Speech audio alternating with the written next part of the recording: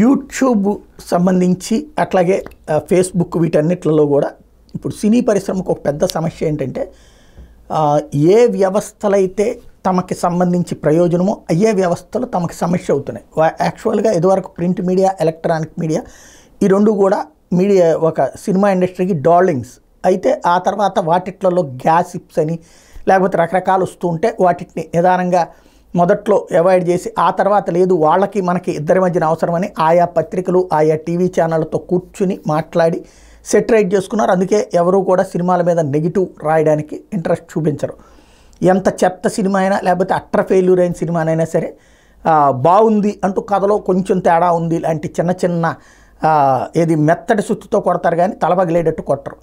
అయితే వీటికంటే పోటీగా electronic media, ఇదే ప్రింట్ మీడియా కంటే కూడా సోషల్ మీడియా రంగంలోకి రావడం, ఫేస్బుక్లు, ట్విట్టర్లు, ఇన్స్టాలు, యూట్యూబ్లు ఇవన్నీ వచ్చేటప్పటికి మొదట్లో వీటిలో వచ్చినటువంటి కవరేజ్తో సంతోషపడ్డారు.